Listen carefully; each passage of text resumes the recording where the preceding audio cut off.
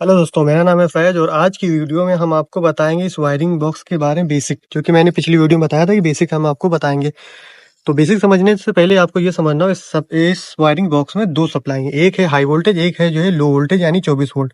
High volt जो हमारा है वो हमारा इस सिस्टम को चालू करने के लिए, और 24 वोल्ट हमारा है इस सिस्टम को रन करने के लिए, जैसे हमारा रिमोट हो गया और अदरवाइज ये रिले हो गई और ये फेस सीक्वेंस हो गया, ये जो है रोटेशन, ये लॉकआउट डिवाइस है उसको जो है रनिंग करने के लिए, यानी सिस्टम कंट्रोल करने के लिए सेफ्टी जो हमारी है वो 24 वोल्ट पे वर्क कर रही है।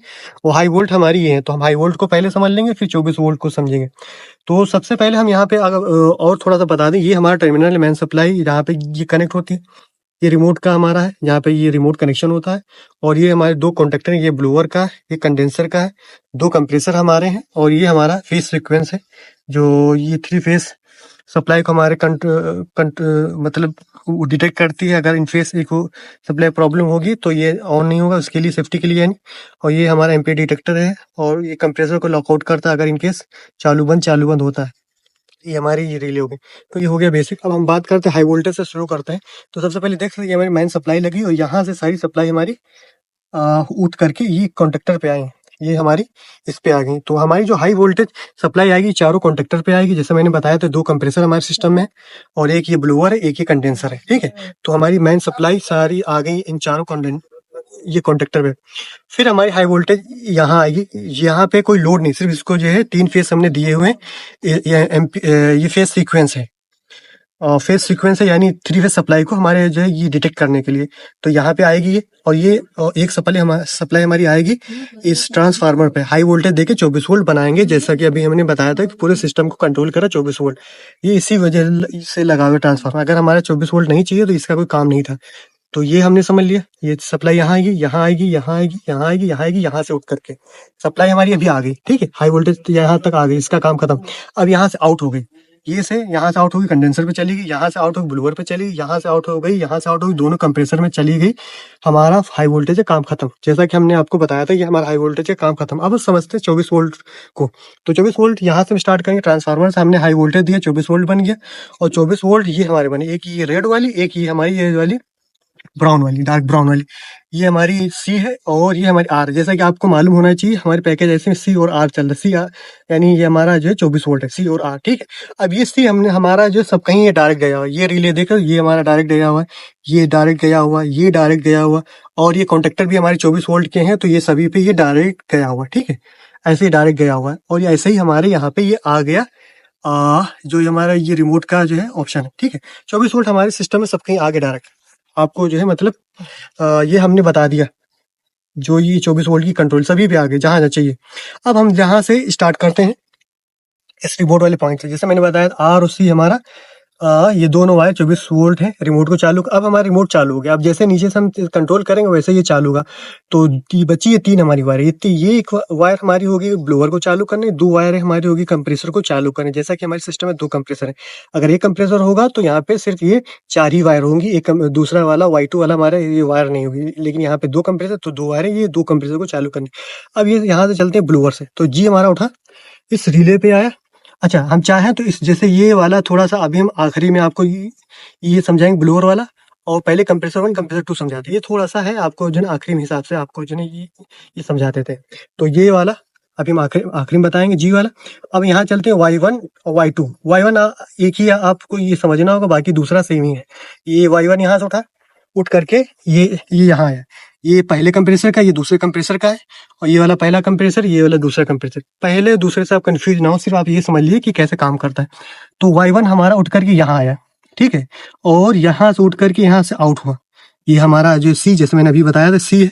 और Y1 आया जो आर है, 24 वोल्ट इसको मिल गया और ये काम करने लगा। और यहाँ जैसे सब नॉर्मल होगा। नॉर्मल ये कब होगा, जब यहाँ पे जिस समय चालू होगा उसी समय कॉन्टेक्टर हमारा चालू होगा। चालू होगा तो इस पे लोड आएगा, जैसे लोड आएगा तो ये वायर इसके अंदर से ये गई हुई, जैसा कि आप देख सकते हैं।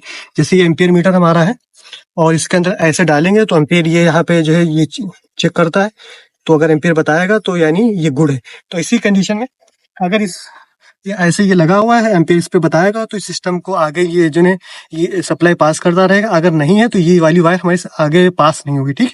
तो यहाँ से सप्लाई आई, यहाँ से Y1 आउट हो गई, आउट हो करके हाई प्रेशर लो प्रेशर में गया, जो जो सेफ्टीज हैं वहां पे हो करके इस पे आ गया।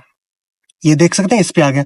तो ये वाला हमने बताया था, ये वाला C है, और ये वाला हमारा Y1 आ गया इससे लॉकआउट डिवाइस से आउट होकर के, हाई प्रेशर लो प्रेशर होकर के, और ये रिले हमारी चालू हो गई। जैसे रिले चालू हो गई तो ये वाला आर हमारा है, ये वाला ये डायरेक्ट दिया गया है। ये वाला देख सकते हो, ये डायरेक्ट है, यहाँ पे कंफ्यूजन हो, ये डायरेक्ट है। जैसे ये डायरेक्ट यहाँ पे दिया, जैसे रिले चालू हो गई तो ये आउट होकर ये वाली वायर हमारी इस पे आ गई। देख सकते ये सी हमारा डायरेक्ट मिल रहा था, यहाँ से आउट हुआ ये वाला, ये सप्लाई हमारा कंट्रोल 24 वोल्ट यहाँ पे पूरे हो गए। 24 वोल्ट जैसे बने, ये हमारा कॉन्टेक्टर चालू हो गया और चालू होकर के हमारे कंप्रेसर पे पहुंच गया। अगर इन केस हमारे इस लॉकआउट डिवाइस में सप्लाई नहीं आती तब भी नहीं ये चालू होगा। और दूसरी चीज, अगर high pressure low pressure problem कर रहा होगा या गैस में दिक्कत होगी तब भी ये हमारे कंप्रेसर को चालू नहीं हो जाएगा। दूसरी चीज, अगर चालू बंद होता है किसी भी कंडीशन की वजह से, या मान लीजिए कॉन्टेक्टर खराब हुआ या हमारी रिले खराब हुई, तब भी ये हमारे सिस्टम को बंद कर दे। यानी एज ए ये जो है टाइम डिले भी वर्क करता है, एज ए एम्पियर डिटेक्टर भी काम कर सकता है। तो दूसरा वाला भी सेम तरीके से, दूसरा वाला बताने की जरूरत नहीं है। और ये वाला अब हम बात करते हैं ब्लोअर वाला सेम तरीका कुछ नहीं है। यहाँ पे सिर्फ थोड़ा सा ये समझना है कि ये यहाँ पे चालू होने के लिए है, लेकिन यहाँ पे जो चालू किया गया है ये जो है हीटिंग मोड पे चालू किया गया है। इनकेस अगर हीटर हमारा चालू होता है तब यहाँ से रिले हमारी चालू होगी, ये इन 2 पॉइंट से, तब ये वाला ये सप्लाई जो डायरेक्ट है वो आउट होकर के हमारे इस कॉन्टेक्टर को चालू करेगा, ठीक है।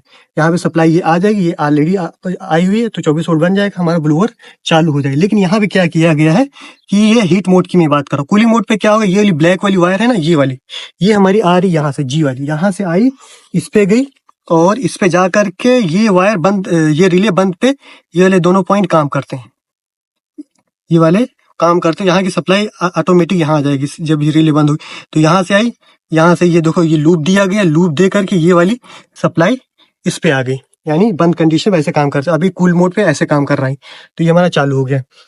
तो ब्लोअर का हमने समझ लिया, Y2 का हमने बताया नहीं, सिर्फ Y2 जो है Y1 के हिसाब से कंट्रोलिंग है, जैसे Y1 वाला बताया सेम वैसे रहेगा। तो ऐसे ये हमारा पूरा सिस्टम ऐसी वायरिंग हुई, यानी आप छेड़ने की जरूरत नहीं है, आप ऐसे ही काम कर सकते हैं। अब फेस सीक्वेंस का हम समझ लेते हैं। यहाँ पे 24 वोल्ट ये गया फेस सीक्वेंस का, और ये 3 फेस आए हैं इसको डिटेक्ट करने के लिए, और ये हमारा जो आउट होकर के सभी में गया। ये सभी में कहाँ गया, ये रिले में गया तीनों में, और उसके बाद हमारे रिमोट पे गया, ठीक है। तो ऐसे वो चला गया। अगर इन केस यहाँ से 3 फेस सही से नहीं आएंगे तो ये वाली सप्लाई में आउट नहीं होगी, तो रिमोट पे नहीं जाएगी, रिमोट पे नहीं जाएगी तो हमारा सिस्टम ऑपरेट नहीं होगा। फिर यहाँ पे लगा हुआ फ्यूज पे क्या है, हमने जो हमारी आर हमने आउट करके फिर यहाँ पे दे दिया रिमोट पे। तो अगर फ्यूज खराब होगा यानी तब भी यहाँ पे नहीं आएगा। और फ्यूज इस वजह से लगाया है कि कहीं भी 24 वोल्ट का शॉर्ट सर्किट होता है तो उस समय ये बंद हो जाएगा। तो ऐसे हमने पूरी वायरिंग समझ ली है, जैसे हमने बेसिक सभी चीज बता दी A to Z।